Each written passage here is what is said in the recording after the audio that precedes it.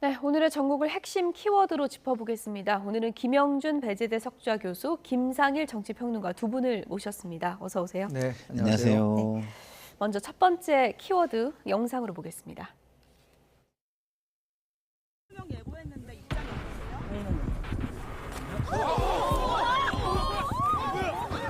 우리 국민 여러분께서 살려주신 목숨이라 앞으로 남은 생도 오로지 국민들을 위해서만 살겠습니다. 건물 안에서 누군가를 기다리는 듯한 남성. 배현진 의원이 들어오자 말을 걸더니 돌연 군기를 꺼내 머리를 휘파려 내려칩니다. 안쪽에서 누군가 문을 열고 나오기까지 무려 10초가 넘게 17차례의 가격이 이어졌습니다. 응급실에 오셨을 때 의식은 명료한 상태였고 통증이 좀 있었고요. 두피에서 출혈이 좀 있었습니다. 많이 놀라셨는지 좀 불안한 그런 상태였는데. 네, 잠시 길 좀 열어주세요. 절대 일어나서는 안 되는 불안한 것이고 진상이 명확하게 밝혀졌습니다. 범인은 엄벌과 예약합니다. 유족께서 많이 놀라셨을 거라고 생각합니다. 우리 국민은 이 사안의 진상이 신속하고 명확하게 밝혀지는데 최선을 다해 노력하겠습니다. 범인이 배현진 의원임을 알면서 자행한 명백한 정치 테러이며 민주주의에 대한 공격입니다. 더불어민주당은 민주주의를 위협하는 정치 테러를 단호히 배격하고 규탄합니다.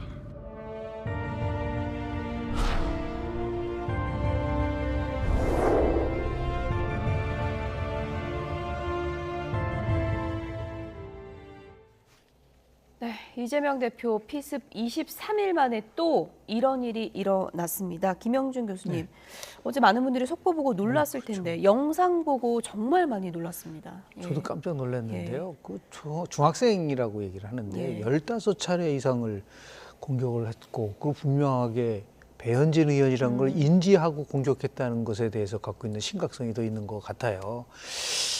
여러 가지 원인이 있겠지만 뭐 이제 개인적인 문제를 넘어서서 우리 사회가 정치 양극화로 되면서 혐오, 분노 이런 또 더 나아가서 최근에는 아주 원자화된 개인주의가 있거든요. 예. 그래서 아주 이것도 우리나라 문제만이 아니라 에즐라 클라인이라고 하는 사람이 쓴 책이 있어요. 그 뉴욕 칼럼니스트인데 예.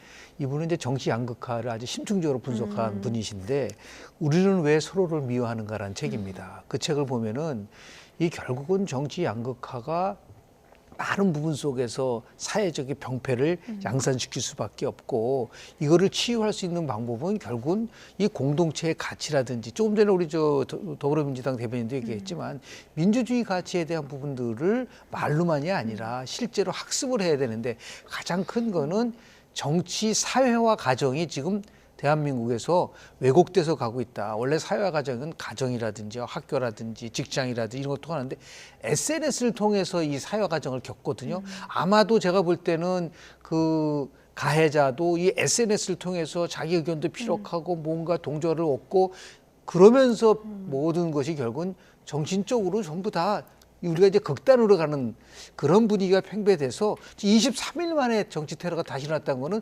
언제 어디서 누구에게 테러가 일어날지 모른다는 의미에서 상당히 나름대로 방법은 딱 하나입니다. 해결할 수 있는 방법. 정치가 빨리 정상화돼야 된다. 예. 정치가 복원을 해서 대화하고 타협하고 협치하고 이런 것들이 우리 사회에서의 기본적 가치로 빨리 저는 전환돼야 될 거라고 저는 봅니다. 증오 정치를 이제 멈춰야 네네. 한다. 그런데 지금 시점이 선거가 다가오고 네. 있고 그런 열기가 더 달아오를 가능성이 높은 시점이어서 더 걱정인데 어제 저는 그 영상을 보면서 정치 그 테러, 그 습격에 대한 그 무서움도 있지만 또 배현진 의원이 혼자 있는 상태에서 그런 일이 벌어졌다는 게 더 무섭게 느껴지더라고요. 그렇죠. 저게 한 번만 탁 그 공격을 당했으면 공포가 덜할 수도 있어요. 예. 부지불식간에 당하고 뭐 무슨 일인지 잘 모르겠고. 근데 17차례에 의해서 공격을 한 거 아니에요. 그러면은 의식이 있는 상태에서 그게 계속 있었던 거 아닙니까? 그러면 그 사이에 그 다음 공격 이거를 맞이하는 공포가 얼마나 컸었을까 정말 끔찍하다는 생각이 들고요. 저런 거를 그렇게 무자비하게 계속해서 공격할 수 있는 어떤 우리 어린 학생의 상태, 이거는 도대체 무엇일까, 이런 거에 대한 굉장히 안타까움이 들었는데요. 지금 교수님 잘 말씀해 주신 대로 우리 사회 상류층이 이런 큰 사건이 발생을 해도 전혀 자성하지 않는 모습이 굉장히 큰 문제입니다. 예. 사회 지도층이 먼저 상류층이 자성하고 반성하고 이런 일이 왜 일어났는지 점검해주고 하는 모습들이 있어야 되는데, 지난번 이재명 당대표 피습 사건에서도 그런 걸 좀 바라고 기대해봤지만 전혀 없었어요. 그러니까 이게 사회가 조금 더 발전된 모습으로 나가려면요, 큰 사건이 있었으면 큰 사건에 맞게 사회가 토론을 해주고 그거에 대한 모습을 다 드러내주고 결론도 내주고 하는 과정이 필요합니다. 예. 제가 과거에 911이라고 그 저기 미국에서 테러가 터졌을 때 저도 그 대상 기관 중에 하나에서 근무를 했었거든요. 예. 저는 보이스 오브 아메리카라는 데서 근무를 했었는데 굉장히 공포스러웠어요. 뭐 저희도 뭐 탄조균도 뭐 이렇게 예. 발견되고 막 이러고 그래서 되게 공포스러웠었는데, 집회를 가다 보니까 저녁 때 사람들이 전부 다 교회로 가고 학교 강당으로 가고 막 그러는 거예요. 그래서 왜 그러냐고 그랬더니 토론을 하러 간다는 거예요. 예. 근데 토론하는 데를 제가 가봤더니 처음에는 그 무슬림에 대한 분노로 막 가득 차 있는 거예요. 전체가. 예. 학교 강당이. 그래서 뭐 끝까지 뭐 보복을 해야 되고 끝까지 이거로 응징해야 되고 막 이런 얘기가 나오다가 점점점 사람들이 이성을 찾아가는 겁니다. 우리가 이런 식으로 하면 또 그 보복이 반대 보복이 있을 것이고 뭐 이럴 것이고, 이게 차분하게 이런 거를 잘 따져가면서 전 세계 국제사회가 이런 걸 알게 하고 시시비비를 가리고 그런 상태에서 합리적인 응징을 하고 이런 쪽으로 바뀌어가요. 예. 근데 이게 왜 중요하냐면 그 바뀌어가는 과정을 보잖아요, 옆에서 보면은 자기 혼자서 뭔가를 추측하고 상상하고 분노를 쌓고 이런 게 해소가 됩니다. 예. 근데 우리 사회가 지난번에도 제가 많이 정치권에 부탁을 드렸는데 좀 자성하고 모이고 대화하고 이런 모습, 이 문제가 어디서부터 비롯됐는지 어떻게 해결할 것인지 이런 것들을 분노부터 시작해서 이상으로 넘어가는 전 단계를 보여줬어야 되는데 그런 걸 전혀 보여주지 않은 거예요. 그래서 저는 사회 지도층이 좀 이번 기회에는 좀 반성하고 자성하고 성찰하는 과정을 가졌으면 좋겠다. 예. 특히나 정의당의 뭐 작지만 정의당의 비대위원장이 제 정치 세력의 지도자들이 모이자 이렇게 제안을 했잖아요. 좀 모이세요. 모이셔가지고 우리의 책임이 있는지 없는지부터 한번 반성하고 자성하시고 이런 어떤 현상들을 짚어보셨으면 좋겠다, 이런 생각이 듭니다. 안 그러면 이거는요, 예. 사회적 위기의 전조 증상일 수 있다, 이렇게 좀 느껴집니다. 어쨌든 이 10대 미성년자가 왜 범행을 저질렀는지, 지금 YTN 취재 결과로는 연예인이 많이 다니는 미용실에서 사인을 받으려고 기다리다가 배 의원을 만나서 우발적으로 범행을 저질렀다, 이렇게 이제 주장을 하고 있는 상황인데, 이거는 뭐 정확한 또 수사 결과 따져봐야지 정확한 범행 동기를 알 수 있을 것 같고요. 좋은 말씀 해주셨는데 네네네. 정치권에서 좀 여야가 다 합쳐서 어떤 메시지를 지금 시점에서 내는 게 중요하다고 볼 수 있을까요? 우리 사회에서 가장 지금 취약한 부분은 대한민국이 지향하는 가치에 대한 합의가 없기 때문에 그래요. 더 나아가서 공동체에 대한 부분에 대한 얘기, 또 공공선에 대한 정치는 공공선을 추구하는 건데 이 부분이 다 상실하고 정치는 마치 권력을 잡는 거, 선거에서 이기는 거로만 알고 있는 거거든요. 정치라는 거는 큰 틀 속에 보면 갈등을 조정하는 거거든요. 또 대한민국에서는 갈등을 증폭시키면은 이 젊은 학생들이 매일 SNS를 통해서 보는 거는 항상 분노, 혐오, 증오, 부정 이러한 예. 언어에 익숙해져 있는 거죠. 예, 예. 그래서 함께 더불어 더 나은 미래를 만들어 가자는 것을 정치권에서 같이 함께 끌고 가줘야지만이 그래서 지금 어둠에서 보면은 정치에 대한 실종, 정치에 대한 몰락, 더 나아가서 정치 리더십의 와해 이런 것들이 지금 가장 큰 문제는 포스트 트루스라고 2015년 옥스퍼드 사전이 그 해의 단어로 썼어요. 포스트 트루스라고 탈진실인데 예. 자신만이 진실이고 나머지는 다 진실이 아니라는 거예요. 제가 듣고 싶은 건 듣고 보고 싶은 건 보면서 그 이외의 거는 다 자기 나름대로 혐오의 대상이고 불신의 대상이고 이런 것들을 치유하도록 실은 정치가 그런 방향으로 가야 되는데 예. 대한민국은 반대로 가니까 이 대한민국에서의 이 어린 학생들의 그 사회와 가정이 완전히 붕괴됐구나라는 것을 다시 한번 보여주는 그런 사건이 아닌가 생각을 합니다. 뭐 여야 모두 지금 뭐 모처럼 한 목소리로 정치 테러를 이제 규탄했는데요. 이 시점에서 어떤 메시지를 함께 내놓을지도 더 고민을 하면 좋을 것 같다는 생각이 들고요. 배현진 의원의 쾌유가 무엇보다 이제 중요할 텐데 지금 어떤 상태인지 오늘 아침 윤희석 선임 대변인의 인터뷰 내용 잠시 듣고 오겠습니다. 아직 퇴원 얘기는 없습니다. 제가 듣기로 오늘은 MRI 촬영이 예정돼 있다고 합니다. 예. 그 머리 안에서 뭔가 더 상처가 있거나 출혈이 있거나 하는 거를 파악을 더 한번 해봐야 되겠다는 얘기를 들었다고 하는데 예. 그런 일정으로 봐서는 아직 퇴원 얘기하기는 조금 먼 얘기 아닌가 이렇게 봅니다. 제가 놀란 게 이 습격한 사람이 그냥 우연히 배 의원을 보고 따라 들어가서 그랬다. 뭐 이것도 아니고 예. 2시간 정도 그 주위를 배회했다는 것은 배 의원이 어떤 개인 일정을 정기적으로 하는 곳을 알고 있었다는 얘기라고 저는 생각을 해요. 예. 그렇다면 표적을 삼았다는 얘기 아니겠습니까? 예. 그럼 배 의원의 정치 활동에 대해서 좋지 않은 생각을 갖고 있었고 또 보니까 중학생인데 소셜미디어에 정치 관련한 글을 많이 올렸던 사람이라고 되어 있지 않습니까? 그렇다면은 이것은 증오를 품은 정치 테러가 확실하게 되겠죠. 그런 부분이 가장 우려가 되는 부분이다. 네, 뭐 배현진 의원 지금 회복 중이라고 하니까요. 빠른 쾌유를 바라겠습니다. 배 의원이 지금 뭐 초선 의원이긴 네. 한데 아나운서 출신이기도 네, 하고 네. 그리고 뭐 당 최고위원, 뭐 네, 인수위 대변인 같은 굵직굵직한 역할들을 또 많이 맡아오지 네, 않았습니까? 네.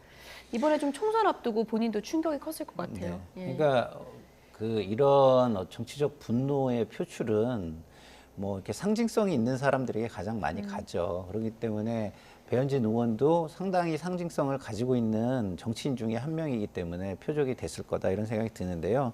그거에 더해서 이게 기본적으로 그 중학생이 일단은 그 인근 학교를 다닌다고 하잖아요. 그러니까 그 인근에 있는 사람 중에서 눈에 띄는 정치인을 골랐을 수도 있고 여러 가지 뭐 추정을 해볼 수 있지만 예. 저는 한동훈 비대위원장의 말이 굉장히 중요하다고 봐요. 어떤 얘기요? 이런 추정이나 추측을 너무 많이 하면 안 된다라는 거예요. 예. 그래서 진상이 빨리 나와주기를 바라고 저는 이재명 당대표 필수 사건 때 또 안타까웠던 게 이게 공적 이익이 있으면 그 자신들의 어려움만 생각해서 경찰이 진상을 밝히는 걸 꺼려하거나 그래서는 저는 안 된다고 보거든요. 그리고 이게 적극 행정이라는 게 그런 겁니다. 아무리 좀 문제가 있다 하더라도 공익적 그 의미가 크면 그런 것들은 면제를 해주는 거거든요. 그런 거를 또 그 정부에서도 적극적으로 검토를 해야 된다 이런 생각이 들고요. 어쨌든 우리 교수님께서 말씀하신 사회화 이게 굉장히 중요한데요. 모든 사회화 기관이 무너졌습니다. 그러면 그 중에서 우리의 지도자들은 이 무너진 거에서라도 그 사회화의 기능을 스스로 찾아주셔야 돼요. 그게 뭐냐? 롤 모델의 역할입니다. 롤 모델의 역할. 근데 지금 우리 사회 지도층들이 롤 모델의 역할이 아니라 증오의 최첨단의 모습을 보여주는 역할을 지금 하고 계세요. 그러면은 다른 사람들은 어떻게 생각하겠습니까? 아, 저래도 되는 건가? 저 사람들도 저러는데 저러면서도 저 위치를 갈 수 있는데 내지는 저러니까 저 위치에 갈 수 있는 건가? 이런 생각들을 할 수가 있는 거예요. 그런 모습을 보여주시면 안 됩니다. 그래서 저는 지금이라도 계속 말씀을 드리지만 사회, 특히 정치 지도자들은 지도자다운 덕목, 공적 책임이라는 부분을 좀 생각해 줬으면 좋겠다. 공적 책임이 뭡니까? 사회가 더 나아지도록 나는 무엇을 해야 되는가 이런 책임감을 느끼는 거잖아요. 그건 뭐예요? 자기 희생입니다. 자기 희생. 자기한테 어떤 논란이 있으면 스스로 좀 내려놓고 그걸 해결한 다음에 다시 오고 이런 것들 있잖아요. 나는 떳떳하니까 뭐 남들이 뭐라 그래도 나 떳떳한데 무슨 소리야. 이런 식으로 하는 것은 모든 사람을 다 자기중심적으로 변하게 한다. 이런 말씀을 드리고 싶습니다. 예. 근데 실은 이게 굉장히 중요한 포인트를 얘기를 하셨는데요. 저희가 이제 그 정치 사회화 과정에 대한 연구를 많이 해보면 크게 5개에서 사회화에 영향을 미친다고 얘기를 해요. 가장 게 가족, 그리고 학교, 동료 집단, 직장하고 언론인데 예.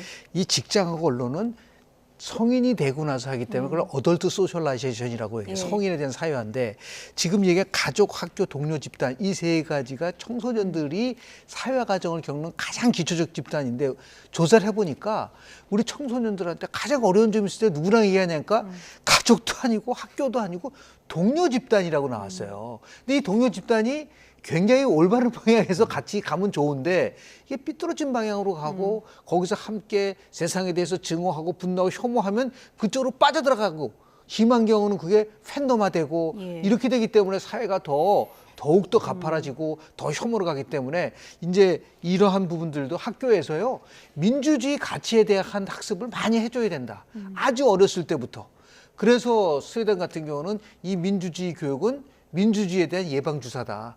이 예방주사를 맞은 학생들은 저렇게 말도 안 되는 정말 민주주의를 파괴하는 행동을 할 수가 없기 때문에 이 정치권 전반적으로 말로만 민주주의라고 얘기를 하고 있지 실제로 그 민주주의가 지향하는 여러 가지 가치인 대화, 타협, 자제, 관용, 포용 이런 건 전혀 얘기하지 않으면서 민주주의 얘기를 하고 있기 때문에 예. 이런 것들이 앞으로 제가 볼 때는 더욱더 우리 사회를 어둡게 하고 있는 것이 아닌가라는 생각을 합니다. 저희가 저도 오늘 조금만 예, 좀 보태고 간략하게 싶은데요. 부탁드립니다. 예. 저도 이제 미국에서 애들을 교육할 짧은 시기가 있었는데 그때 학교에서 초등학교인데도 스템 내지는 스팀이라는 교육을 하더라고요. 그래서 굉장히 중요한 국영수 위주가 아니라 미래 사회를 살아가는데 필요한 교육들을 하는구나라는 생각을 하면서 제가 미국에서 들어와서 만나는 유력 정치인 모두에게 제안드린 게 뭐였냐면 우리도 미래 사회 교육을 해야 됩니다. 미래 사회에 사이버 시큐리티가 중요하면 사이버 시큐리티, 그다음에 그 유튜브를 대하는 태도가 중요하면 유튜브에 대한 교육 이런 것들이 굉장히 중요하잖아요. 그래서 제가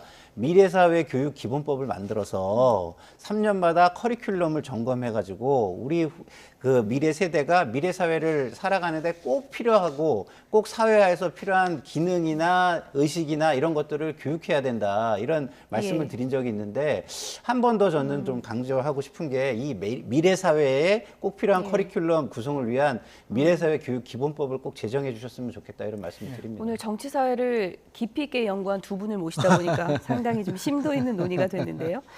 교수님, 그거 간략하게 좀 얘기해 주세요. 네네. 지금 이러다 보니까 총선 때 유세하다 보면 아무래도 유권자하고 스킨십을 아예 안 할 수도 없는 거고 악수도 하고 포옹도 하고 해야 되잖아요. 네네. 경호 원칙을 좀 이거 어떻게 세워야 되는 거예요? 실제로 2020년도 총선 끝나고 나서 사후조사를 좀 해봤는데요. 예. 통상적으로 우리 미시간 모델이라 해가지고 유권자가 세 가지 기준에 의해서 뽑는다 그래요. 정당을 보고 뽑느냐, 정책을 보고 뽑느냐, 인물을 갖고 뽑느냐라고 예. 했는데 그때는 코로나 팬데믹이었기 때문에 대면 접촉이 없었거든요. 근데 통상적으로 보면 인물을 보고 뽑는다는 게 제일 많이 나왔는데 그때는 정당을 뽑았다는 게 가장 높게 나왔어요. 그러니까 지금 이런 식으로 되면은 대면이 되지 않고 비대면을 가져가면 무조건 정당을 보고 찍게 되고 이러면부터 정당 간에는 어떠한 자기 나름대로의 차별을 가지기 위해서 극단적 포퓰리즘으로 가게 돼. 이게 악순환 구조가 악순환이군요. 돼서 가장 좋은 거는 선거라는 거는 유권자와 후보가 만남이 이루어지고 그 안에서 서로 소통하는 장인데 예. 그게 차단된다고 하는 거는 저는 별로 바람직하지 않다고 좀 봅니다. 그래서 이 부분을 더욱더 많은 부분 속에서 그러니까 정책을 통해서 같이 차별화. 그런 의미에서 한 일주 지났나요? 우리 저 한동훈 비대위원장하고 이재명 당대표하고 당일 같은 날 저출산 문제와 관련돼서 그렇죠. 각각 다른 정책을 내놨잖아요. 예. 그걸 보고 아 맞아 나는 이 정책이 좋다 그러면 그 정책적 경쟁을 할 수 있게끔 저는 이제 앞으로 설 민심을 앞두고 이제는 뭐 너무 지나치게 정쟁적인 거 좀 그만하고 예. 뭐 언제까지 계속해서 긴 것이 어서 명분표 가지고 할 거고. 저 지금 그거 네. 할 건데 갑자기 좀 망설여지네요. 그러니까 그런 예. 정책적인 부분들에 대한 예. 부분들. 그래서 어떤 이슈가 됐을 때 그걸 어떻게 합의 쟁점으로 가고 예. 대립 쟁점이 아니라 건설적 방향으로 가느냐에 대한 부분들에 대한 것들을 좀 얘기 좀 나눴으면 좋지 않을까 생각 좀 예. 합니다.